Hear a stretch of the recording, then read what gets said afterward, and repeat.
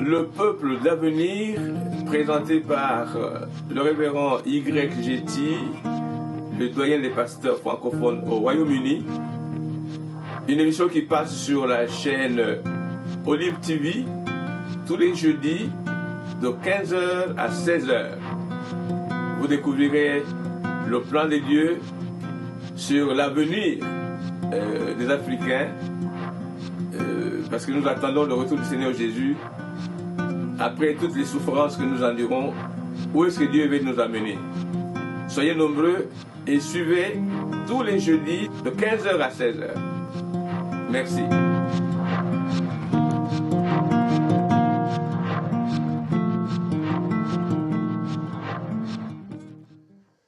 Voilà. Bon après-midi pour les gens de Londres qui nous reçoivent dans leur maison. C'est le temps de l'émission Le peuple d'avenir. Nous parlons du peuple d'avenir parce que nous croyons qu'il y a un peuple d'avenir préparé par Dieu. Et Dieu ne ment pas. Si dans Néhémie, il a parlé du projet qu'il a formé pour l'homme dont le noir, l'Africain, le Congolais en particulier, en disant « Je n'ai pas formé des projets de malheur, mais un projet de bonheur, afin que vous ayez la paix, afin que vous ayez l'espérance et un futur. » Et quand nous parlons du futur, nous parlons de l'avenir. C'est pourquoi le Seigneur m'a inspiré de présenter cette émission, Le peuple d'avenir, par ces temps qui courent. Des temps très difficiles, spécialement en République démocratique du Congo. Parce que j'ai décidé de m'adresser en particulier aux Congolais. Et j'utilise la langue française parce que je sais que c'est la langue française qui est la langue officielle au Congo, et que tout le monde entend le français. Donc vous m'excuserez si je n'utilise pas le lingala très souvent dans cette émission.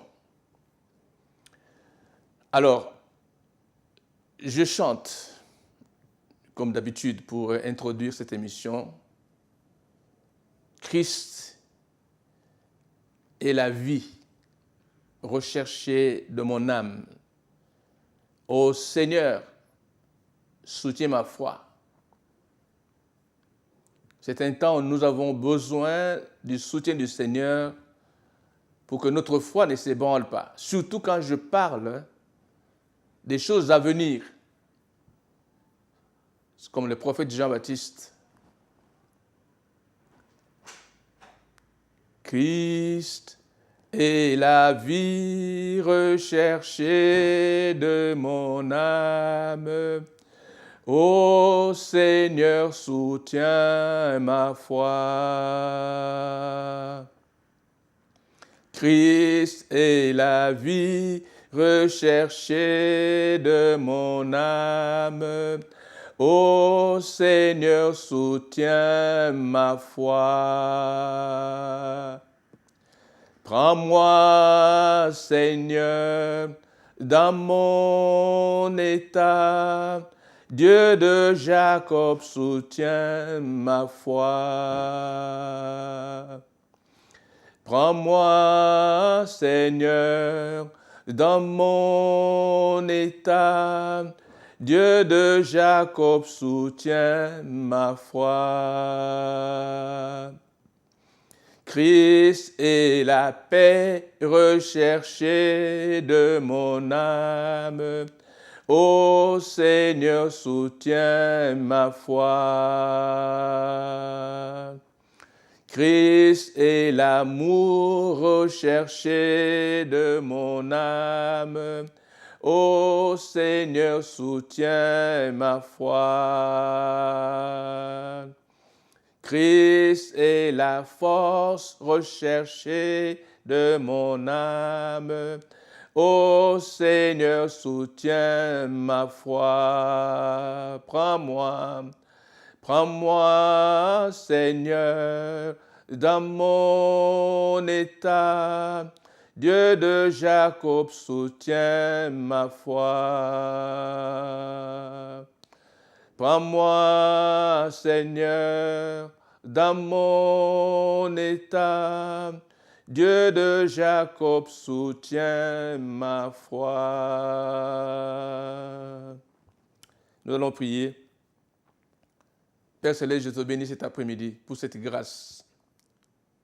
J'appelle ceci une grâce parce que tu me donnes l'occasion à travers cette chaîne de télévision, Olive TV, de parler à un peuple nombreux que tu as à travers le monde. Je ne considère pas seulement les Africains, les Noirs, même pas seulement les Congolais, parce qu'il y a beaucoup d'autres nationalités, nations et peuples qui peuvent tomber sur ce programme et le suivre. Je viens comme un instrument que tu as préparé pour présenter au monde ce que tu penses de l'avenir. Et c'est là où je parle particulièrement de l'avenir du peuple congolais. Un peuple qui traverse des épreuves jamais vécues, des situations tellement compliquées qu'on se demande comment on va en finir. Mais je pense que tu as une solution. Et je crois en ta solution. Quelqu'un a dit, tout finit par finir. Je sais que tous ces événements vont finir. Et toi, tu connais exactement le jour et l'heure. C'est pourquoi tu veux préparer la relève. Tu veux préparer un peuple qui sortira de cette situation compliquée, mais pour s'établir dans le pays. Utilise-moi comme instrument, parle, et je sais que ton peuple entend. Et il va avoir la foi. Garde notre foi. Soutiens notre foi. Au nom de Jésus de Nazareth. Amen. Voilà. Je voudrais revenir d'abord à ce que je disais jeudi passé. Pour le moment, je présente seul cette émission, mais dans les jours qui viennent, je vais commencer à inviter d'autres intervenants, faire une plateforme et pour que vous puissiez entendre des voix d'autres personnalités spirituelles. Parce que cette émission est d'abord pour les croyants, ceux qui ont cru en Jésus et qui pensent qu'en Jésus, il y a de l'espérance, qu'il y a un futur. Alors, jeudi passé, j'ai parlé du peuple de Dieu. Le thème de toute cette émission, c'est le peuple d'avenir. Mais le Saint-Esprit m'a conduit, jeudi passé, à concentrer mes efforts sur le peuple de Dieu. Est-ce qu'il y a un peuple qui peut s'appeler peuple de Dieu? Oui, parce que la Bible le dit. Dieu le dit. J'ai pris l'exemple de 1 Pierre, chapitre 2, versets 6 à 10. C'est important pour quelqu'un qui me capte seulement maintenant de revenir à ces écritures-là pour fonder la base de ce message. Pierre, 1 Pierre chapitre 2, versets 6 à 10, il est écrit « Car il est dit dans l'Écriture, voici je mets en Sion une pierre angulaire, choisie, précieuse. et celui qui croit en elle ne sera point confus. L'honneur est donc pour vous qui croyez. Mais pour les incrédules, la pierre qu'ont rejetée ceux qui bâtissaient est devenue la principale de l'angle et une pierre d'achoppement et un rocher de scandale. Ils s'y heurtent pour n'avoir pas cru à la parole. Et c'est à cela qu'ils sont destinés. Vous, au contraire, vous êtes une race élue, un sacerdoce royal, une nation sainte, un peuple acquis, afin que vous annonciez les vertus de celui qui vous a appelé des ténèbres à son admirable lumière. Vous qui, autrefois, n'étiez pas un peuple et qui maintenant êtes devenus le peuple des dieux, vous qui n'aviez pas obtenu miséricorde et qui maintenant avez obtenu miséricorde. Ceux qui sont sauvés, ceux qui croient en Jésus, ils savent que la parole de Dieu présente les vertus que le peuple doit comporter et qui doit annoncer aux autres. Parce que la volonté de Dieu, c'est que tout le monde soit sauvé et parvienne à la justice de Dieu, au salut. Mais il y a des incrédules. Les incrédules qui ne croient pas que Jésus est considéré comme la pierre angulaire qu'ont rejeté ceux qui bâtissaient et qui est devenue la principale de l'angle. Donc jusqu'aujourd'hui, quand nous parlons des choses de Dieu, surtout quand nous annonçons des prophéties que Dieu a données, notamment pour la République démocratique du Congo, il y en a qui n'y croient pas. Si vous ne croyez pas aux prophètes, vous ne croyez pas en Dieu. Donc vous avez d'autres dieux auxquels vous croyez. C'est une évidence. C'est une évidence. Alors, la Bible dit ici que vous qui croyez, vous qui avez cru, au lieu d'être comme des incrédules, vous êtes au contraire une race élue. Vous avez été élus par Dieu à la croix de Golgotha. Le sang qui a coulé du corps de Jésus vous a racheté de la domination de vos ennemis. Vous êtes une race élue, un sacerdoce royal. C'est-à-dire un peuple qui sert Dieu comme s'ils étaient dans un palais royal.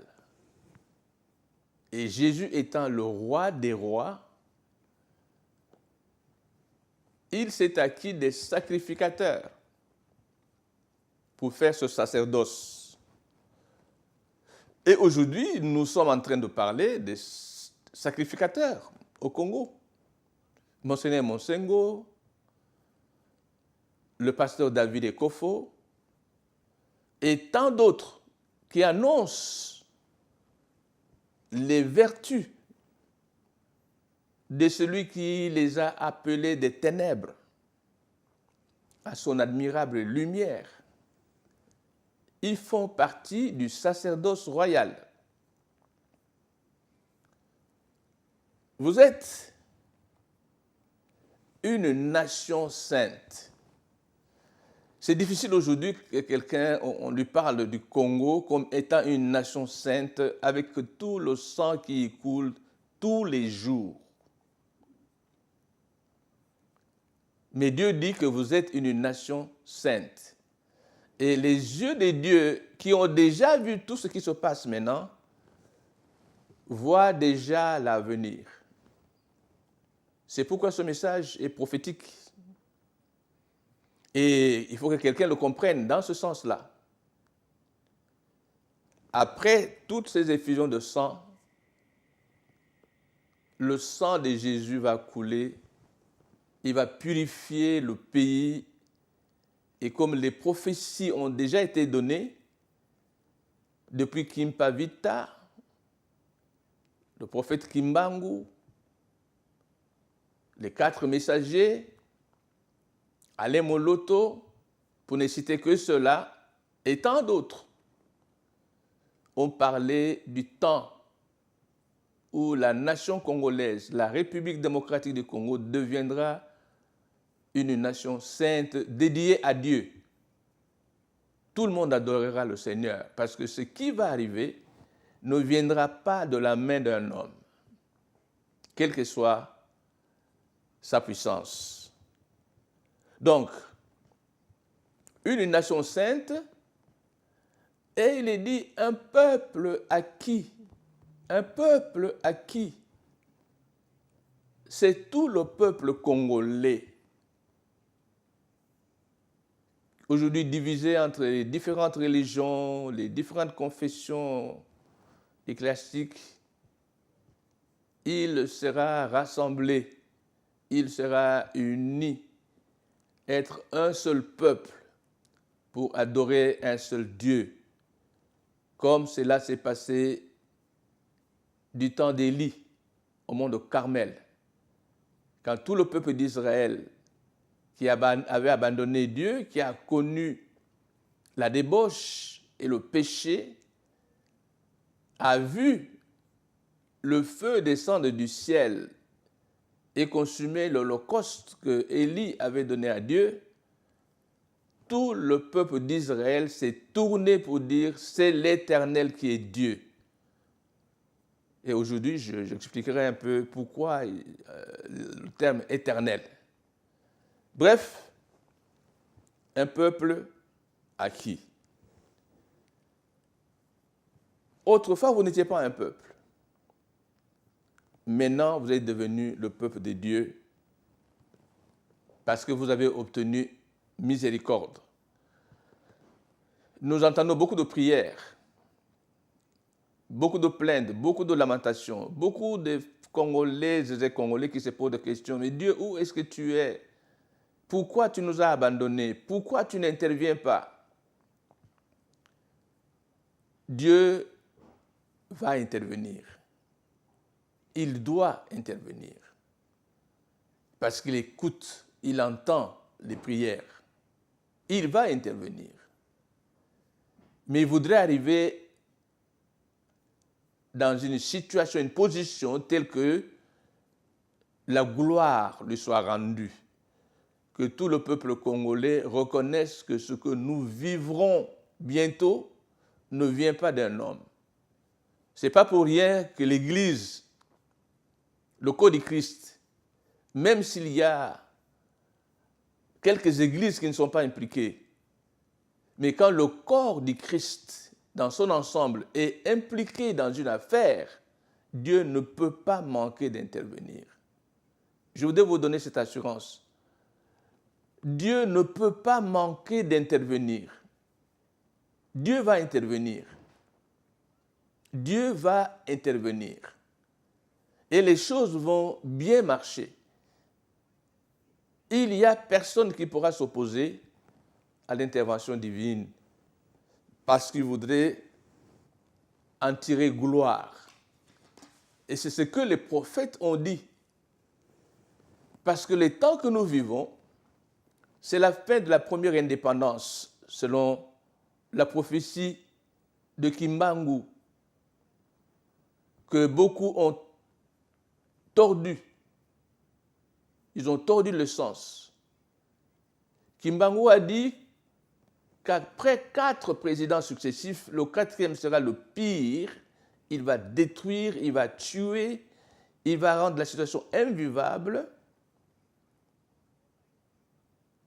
parce que ce sera un étranger. C'est dit dans la prophétie de Kimbangu. Le temps de l'étranger, l'étranger qui dominera, qui prendra la tête du pays, c'est maintenant, c'est le temps que nous sommes en train de vivre maintenant. Voilà la vraie prophétie de Kimbangu. Mais il a dit, mais après l'étranger, Dieu interviendra d'une manière surnaturelle et il délivrera le peuple congolais. Et le peuple le glorifiera. C'est pourquoi je parle du peuple d'avenir. Parce qu'aujourd'hui, il y a beaucoup d'incroyants. Bref, ça c'était pour résumer un peu ce que j'avais donné jeudi passé. Et j'ai lu Deutéronome 31, verset 12, où la Bible dit « Tu rassembleras le peuple, les hommes, les femmes, les enfants et l'étranger qui sera dans tes portes, afin qu'ils t'entendent et afin qu'ils apprennent à craindre l'Éternel votre Dieu, à observer et à mettre en pratique toutes les paroles de cette loi. » Le peuple va être enseigné. C'est ce que je suis en train de faire en tant que précurseur. Le peuple va être enseigné. Il sera rassemblé. Les hommes de Dieu leur parleront de ce Dieu qui a fait le miracle, qui les a fait sortir de la torture, de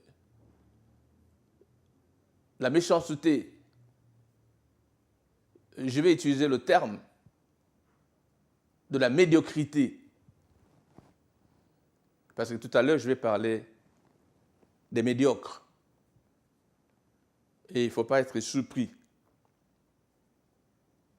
Afin qu'ils t'entendent, afin qu'ils apprennent à craindre l'Éternel, votre Dieu, à observer et à mettre en pratique toutes les paroles de cette loi. Bien que nous ne soyons plus sous la loi, mais la parole de Dieu, avec toutes ses vertus, existe encore. Et elle existera jusqu'à la fin du monde, mes frères. La Bible dit que les cieux et la terre passeront, mais ma parole ne passera pas. Qui êtes-vous pour prétendre qu'à cause de votre éloquence pleine de mensonges, vous pouvez changer la parole de Dieu, vous pouvez l'arrêter? La Bible dit, les cieux et la terre passeront, mais ma parole ne passera pas. La seule chose qui restera jusque dans l'éternité, c'est la parole de Dieu. Et nous avons lu Apocalypse, qui donne cette vision de la parole de Dieu dans les derniers temps, à la fin des temps. Apocalypse chapitre 5, ça c'est ce que j'ai lu jeudi passé. Je m'attarde un peu là-dessus parce que je vais commencer vraiment à parler du thème d'aujourd'hui. Apocalypse chapitre 5, versets 6 à 10, il est écrit « Et je vis au milieu du trône et des 4 êtres vivants, et au milieu des vieillards, un agneau qui était là comme immolé. Il avait 7 cornes et 7 yeux, qui sont les 7 esprits de Dieu envoyés par toute la terre. Il vint et il prit le livre de la main droite de celui qui était assis sur le trône.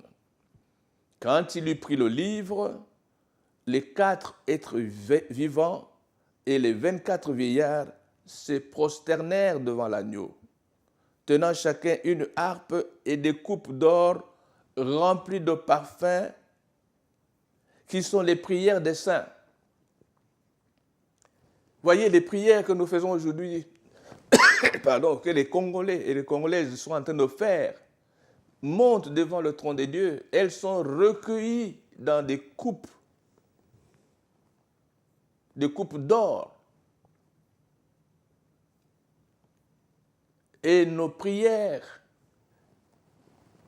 envoient une bonne odeur, comme des parfums, devant le nez du Père. Et il chantait un cantique nouveau en disant, « Tu es digne de prendre le livre et d'en ouvrir les sceaux, car tu as été immolé et tu as racheté pour Dieu par ton sang des hommes de toute tribu, de toute langue, de tout peuple, de toute nation. Tu as fait d'eux un royaume et des sacrificateurs pour notre Dieu, et ils régneront sur la terre. » Voici pourquoi je parle du peuple d'avenir. Il y aura un peuple d'avenir qui régnera sur la terre avec Jésus.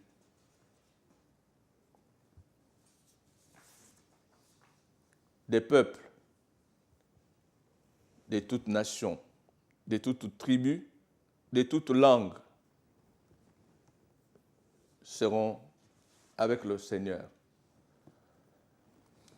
Mais je ne vois pas seulement les choses pour les temps éternels. Après le retour du Seigneur Jésus, je vois les temps maintenant. Les peuples d'avenir, c'est lui qui va prendre la relève de la situation qu'ont créée les médiocres. Je ne vais pas revenir sur le terme médiocre, mais je voudrais relever quelques aspects de la médiocrité. C'est quand vous n'êtes pas conscient que tout le mensonge que vous pouvez débiter devant la face du monde ne peuvent pas résoudre le problème de la société congolaise. La corruption. Vous pouvez corrompre toute la nation, mais il y aura quelqu'un qui sera incorruptible. Maintenant, on attribue à tout le monde, quand quelqu'un fait quelque chose de bon, on dit « Ah, il est corrompu ». Parce que la corruption est devenue générale. Le Congolais est reconnu pour sa facilité à se faire corrompre. C'est pourquoi on l'appelle médiocre. Mais ce temps de la médiocrité va finir. Et les médiocres vont dégager. J'ajouterai qu'ils le veuillent ou pas. Parce qu'il n'y a rien qui est éternel. Alors, le peuple d'avenir, le sous-thème d'aujourd'hui, c'est un peuple puissant. Un peuple puissant. Un peuple puissant. Un peuple puissant. Un peuple incorruptible. Un peuple conscient de ses responsabilités et qui assume ses responsabilités dans l'intégrité et la crainte de l'Éternel. Alors, je voudrais prendre d'abord la première écriture dans le psaume, chapitre 68, psaume 68, versets 29 et 36. Il est écrit, « Ton Dieu ordonne que tu sois puissant. Ton Dieu ordonne que tu sois puissant. Affermis, ô Dieu, ce que tu as fait pour nous. » Le verset 36, « De ton sanctuaire, ô Dieu, tu es redoutable. Le Dieu d'Israël donne à son peuple la force et la puissance. Béni soit Dieu. » Le peuple d'avenir sera un peuple puissant. Un peuple qui sait ce qu'il fait et qui fait ce qu'il veut, en le faisant bien, en étant intègre, en ne se laissant pas corrompre, en marchant dans la fidélité, en accomplissant les bonnes choses. Le peuple d'avenir, Dieu ordonne. C'est un ordre que Dieu donne. Ton Dieu ordonne que tu sois puissant. Ton Dieu ordonne que tu sois puissant, que tu ne te rabaisses pas aux choses médiocres, aux pratiques médiocres, à la mentalité de la médiocrité, où tu ne peux pas penser à faire du bien, tu ne penses qu'à faire du mal. Tout ton cœur est tourné vers le mal. Tu es prêt à tuer, tu es prêt à voler, tu es prêt à violer.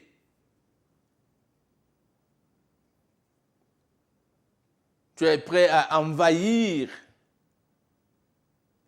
les villages paisibles pour chasser les occupants afin que tu t'installes. Voici la médiocrité. Voici la médiocrité. Dieu ordonne que le peuple congolais d'avenir soit un peuple puissant. La puissance, ce n'est pas dans les armes. Non. Les armes, la colonisation a démontré ça. C'est une faiblesse. Ce sont les faibles qui portent les armes pour voler, pour piller, pour détruire. Parce qu'ils ne peuvent pas confronter la réalité, la vérité. Quand vous utilisez des armes, vous êtes faible. Vous ne pouvez pas négocier, vous ne pouvez pas respecter votre parole. Vous donnez une parole aujourd'hui, demain vous la changez, et pour vous soumettre l'autre partie, vous devez utiliser les armes. Voyez? Donc la puissance dont Dieu parle n'est pas dans les armes, n'est pas dans les prisons, n'est pas dans le poison. Non, non, non, non, non, non. La puissance dont Dieu parle, c'est dans les actes positifs, constructifs, bénissants. Dieu bénit. Et il dit, je mets devant toi la vie et la mort. Mais il dit, choisis la vie. Je mets devant toi la bénédiction et la malédiction. Choisis la bénédiction. Voici pourquoi Dieu dit, j'ordonne que tu sois puissant. Il n'y a que les hommes puissants qui accomplissent les bonnes choses pour les autres. Et le verset ajoute ceci, affermis, ô Dieu, ce que tu as fait pour nous. Quand Dieu fait quelque chose, il faut lui demander de l'affermir pour que personne d'autre ne puisse marcher dessus, ne puisse l'écraser, ne puisse la désintégrer, ne puisse la dissoudre.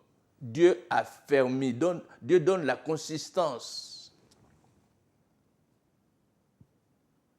Il faut que le peuple apprenne à être affermi dans la foi. Les marches d'aujourd'hui doivent être affermies, renforcées. Si nous comprenons que ça vient de Dieu. Et Dieu va le faire. Affermis, oh Dieu, ce que tu as fait pour nous. Nous voulons être fermes. Nous ne voulons pas être ébranlables. Nous ne voulons pas être malléables. Nous ne voulons pas être broyables. Affermis ce que tu as fait pour nous. Il est dit, de ton sanctuaire, ô Dieu, tu es redoutable. C'est un Dieu redoutable que personne ne peut oser attaquer, que personne ne peut oser renverser.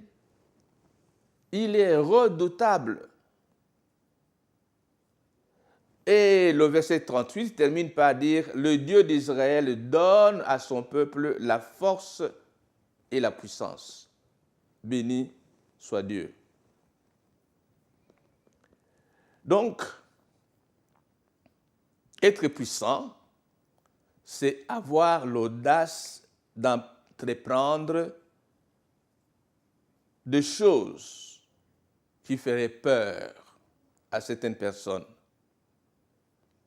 L'audace d'entreprendre des choses qui feraient peur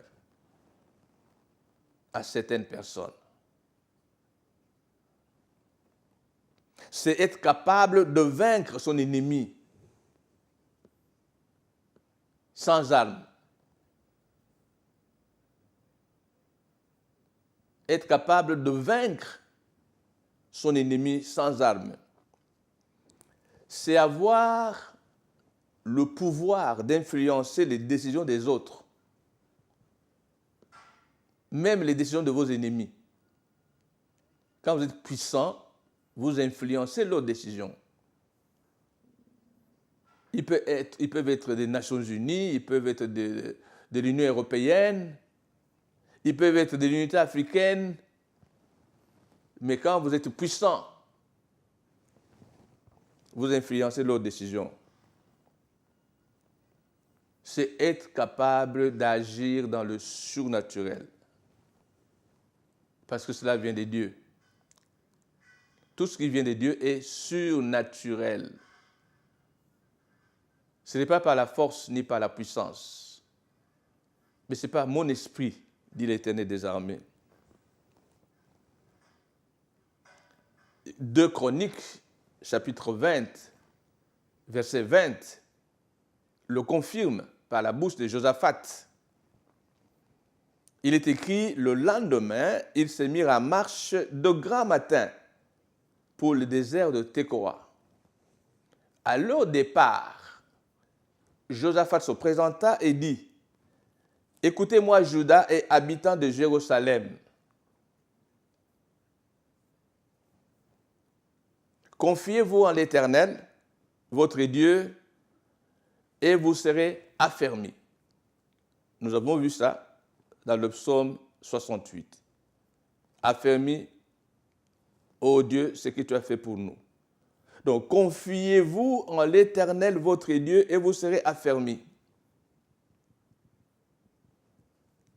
Confiez-vous en ses prophètes, et vous réussirez. C'est la Bible. Dieu ne ment pas. Il a l'expérience de tout ce qu'il dit.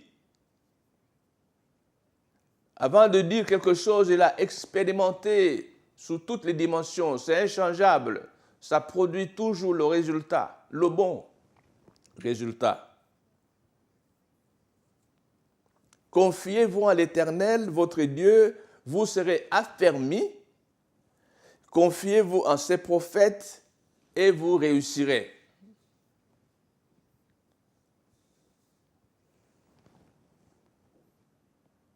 Alors, quelle est cette puissance selon la Bible? Ce n'est pas des fétiches, ce n'est pas des marabouts, ce n'est pas de la sorcellerie.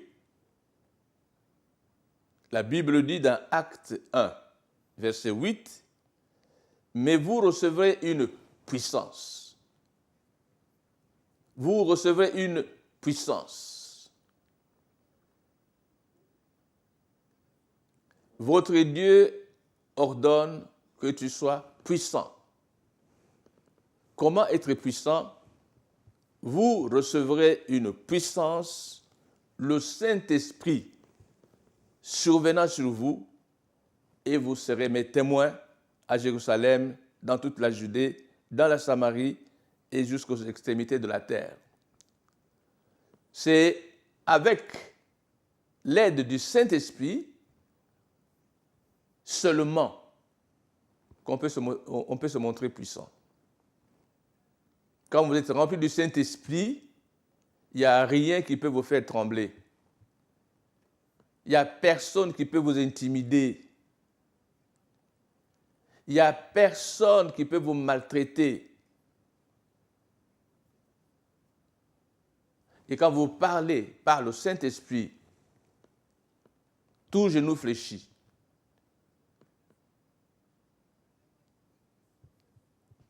Et les gens déposent leurs armes. Nous avons besoin de recevoir le Saint-Esprit pour être des témoins de ce que Dieu peut faire. Parce que si Dieu rend les armes des autres inefficaces, toute arme forgée contre toi sera sans effet, et toute langue qui s'élèvera en jugement, tu la condamneras. Nous avons besoin du Saint-Esprit. Nous avons besoin de prier, de beaucoup prier. Le peuple d'avenir n'aura pas de problème pour recevoir le Saint-Esprit parce qu'il aura une mentalité totalement renouvelée.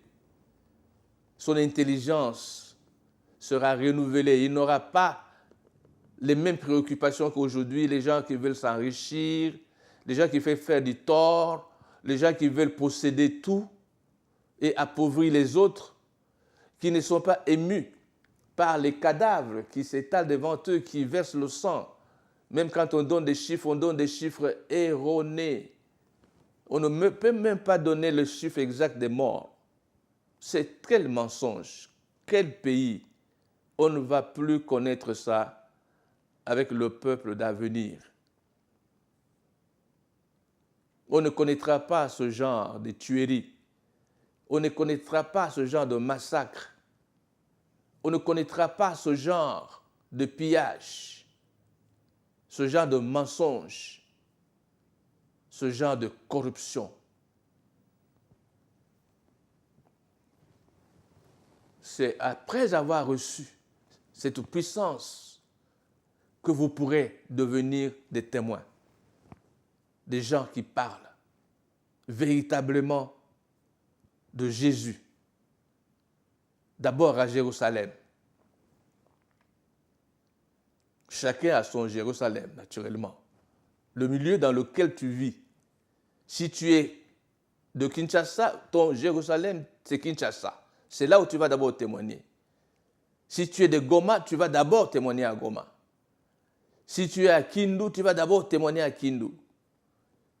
Si tu es dans le Maniema, si tu es dans le Katanga, si tu es dans le Kasaï, si tu es dans le Bandundu, quand le Saint-Esprit surviendra sur toi, tu vas commencer à parler des choses que Dieu a faites, des exploits que Dieu a accomplis en écrasant tes ennemis. Avec Dieu, nous ferons des exploits et il écrasera nos ennemis. Est-ce que vous croyez? Moi, je le crois. Je le crois fermement. Dieu va écraser nos ennemis, mais il faudra que nous soyons prêts à lui rendre la gloire qui lui revient. Alors vous serez mes témoins à Jérusalem, dans toute la Judée, la province où vous êtes, dans la Samarie, toute la République démocratique du Congo, et jusqu'aux extrémités de la terre. Les pays qui nous menacent maintenant, qui nous attaquent, qui nous détruisent, nous allons les transformer par l'évangélisation. Nous allons leur faire connaître la puissance de Dieu. De toute façon, ceux qui combattent maintenant ne seront plus là. Ils auront été effacés, oubliés. On cherchera leurs traces, on ne les retrouvera plus. seront comme la fleur qui pousse le matin, qui fane le soir et qui disparaît le lendemain. Quand vous êtes puissant, je disais, vous n'avez pas peur et vous n'avez pas de timidité. Vous n'avez pas honte. Vous ne tremblez pas devant l'ennemi. 2 Timothée chapitre 1, verset 7, la Bible dit, car ce n'est pas un esprit de timidité ou un esprit de peur que Dieu nous a donné, mais un esprit de force, d'amour et de sagesse. Ce n'est pas un esprit de timidité ou un esprit de peur ou un esprit d'un complexe d'infériorité que Dieu nous a donné, mais un esprit de force, un esprit d'amour et un esprit de sagesse. La timidité est synonyme de la peur. Elle est synonyme de la faiblesse. Elle est synonyme de la médiocrité, la timidité. Aujourd'hui, beaucoup de peuples, même au Congo, sont habités par l'esprit de peur, par l'esprit de faiblesse, par l'esprit de lâcheté, l'esprit de médiocrité, au lieu d'avoir un esprit de force, de courage et de détermination. Ils n'ont pas l'esprit d'amour que Dieu donne pour aimer le prochain, ne pas faire du tort, même aux petits-enfants. On lance des bombes lacrymogènes jusque dans les maternités. Où est votre amour pour les enfants qui viennent de naître? Dieu veut faire que nous fassions de bonnes choses. L'esprit d'amour, c'est pour Dieu et pour le prochain. Quand nous ne l'avons pas, nous avons un esprit d'égoïsme, un esprit de destruction. Nous ne devons pas nous laisser marcher sur les pieds sans réagir quand le prochain nous pille, quand il nous vole, quand il nous viole, quand il nous tue et quand il nous soumet sous l'esclavage. Ce n'est pas ça l'amour. Là, nous avons besoin de manifester l'esprit de force, l'esprit de puissance pour nous défendre, pour réagir, pour protester, pour dire non à l'esclavage. Nous pouvons compter sur le Dieu tout-puissant pour nous délivrer de toute oppression de notre ennemi. Ton Dieu ordonne que tu sois puissant. Pas de complexe d'infériorité. Par exemple, dans la manière de traiter les affaires avec les Blancs. Le peuple d'avenir n'aura pas de complexe parce que beaucoup de ces enfants ont grandi, sont nés dans les pays des Blancs. Ils ont étudié, ils se sont mariés avec les Blancs. Ils sont allés dans les mêmes écoles, les mêmes universités. Il y en a même qui sont devenus des professeurs des Blancs.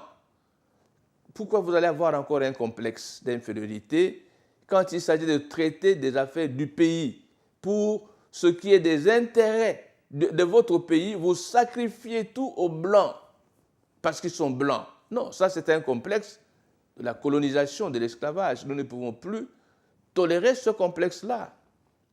Dieu ne nous a pas donné l'esprit de timidité, l'esprit de force, l'esprit de sagesse. Donc, on n'aura plus cette médiocrité de laisser le Blanc piller, faire tout ce qu'il veut, pendant que vous regardez, on attend les solutions venant des dirigeants des pays occidentaux. Et bientôt, les Asiatiques sont en train de se préparer pour nous envahir aussi. Les Chinois, les Indiens. Quand vous voyez un Chinois en train de frapper un Congolais, au Congo, vous devez vous poser la question. Est-ce que ce n'est pas une forme de colonisation encore? Bref, le peuple d'avenir doit être décomplexé. Il n'a pas reçu un esprit de timidité. Alors, Dieu est tout-puissant. Dieu est tout-puissant. C'est comme cela qu'il s'est révélé à Abraham, à Isaac et à Jacob. Le Dieu tout-puissant. Tout-puissant.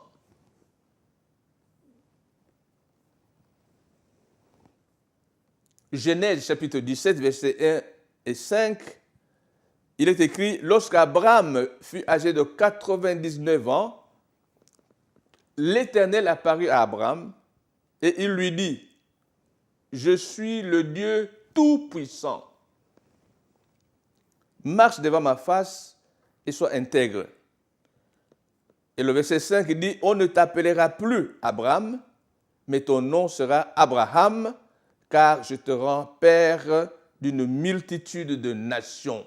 Voici la décision d'un Dieu tout-puissant, qui n'a besoin de conseil de personne, qui connaît toutes choses, qui appelle en existence les choses qui n'existent pas comme si elles étaient, qui ressuscite les morts. Il change le nom d'Abraham à Abraham, parce qu'il dit, je te rends père d'une multitude de nations. Et nous avons lu qu'Abraham avait 99 ans. 99 ans. Donc, Dieu se présente à Abraham comme étant le Tout-Puissant. Tout-Puissant. Puissant en tout. Et il veut que nous, ses enfants, le peuple de Dieu d'avenir, nous soyons puissants parce que lui, il est tout puissant. Au-dessus de lui, il n'y a personne.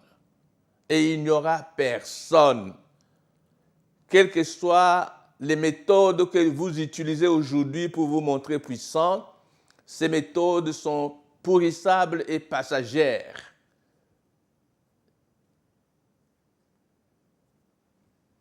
Dieu est tout puissant. Mais alors, à Moïse, il s'est révélé comme l'Éternel. Je crois que je vais m'approcher de la fin en lisant ce passage dans Exode chapitre 6, versets 2 à 6. Dieu parla encore à Moïse et lui dit, « Je suis l'Éternel. Je suis apparu à Abraham, à Isaac et à Jacob comme le Dieu Tout-Puissant, mais je n'ai pas été connu d'eux sous mon nom, l'Éternel. J'ai aussi établi mon alliance avec eux pour leur donner le pays de Canaan, le pays de leur pèlerinage, dans lequel ils ont séjourné. J'ai entendu les gémissements des enfants d'Israël que les Égyptiens tiennent dans la servitude, et je me suis souvenu de mon alliance. C'est pourquoi dis aux enfants d'Israël, je suis l'Éternel, je vous délivrerai de leur servitude,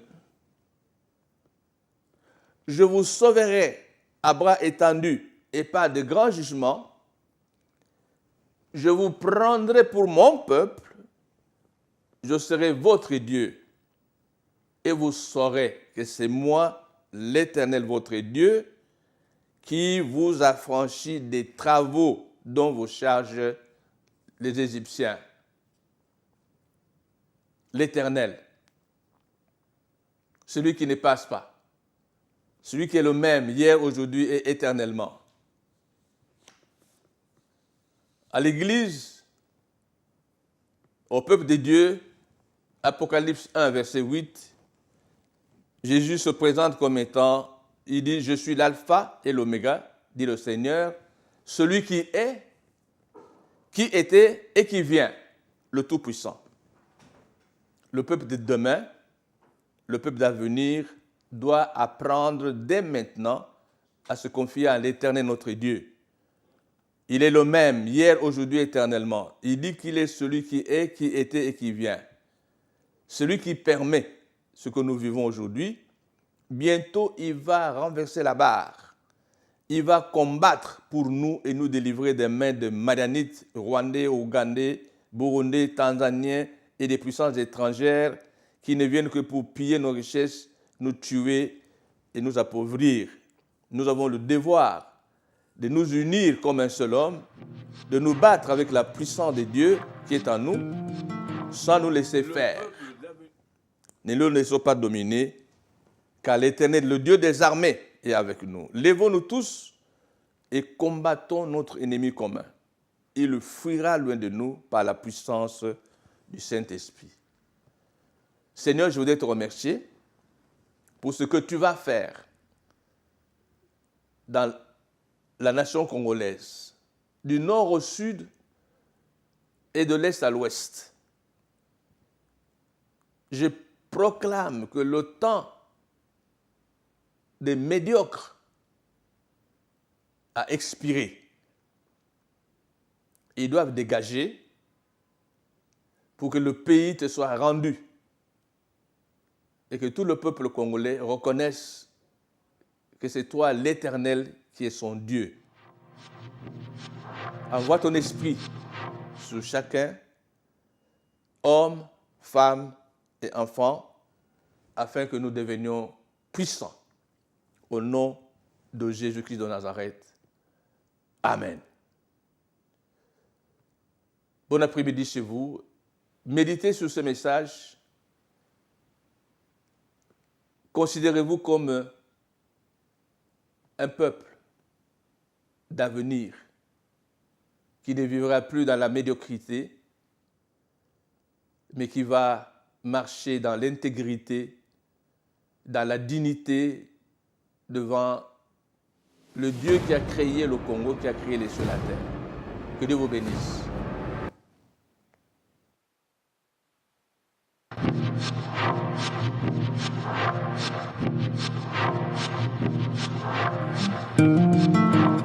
Le peuple d'avenir, présenté par le révérend Y. Getty, le doyen des pasteurs francophones au Royaume-Uni. Une émission qui passe sur la chaîne Olive TV tous les jeudis de 15h à 16h. Vous découvrirez le plan de Dieu sur l'avenir des Africains parce que nous attendons le retour du Seigneur Jésus. Après toutes les souffrances que nous endurons, où est-ce que Dieu veut nous amener? Soyez nombreux et suivez tous les jeudis de 15h à 16h. Merci.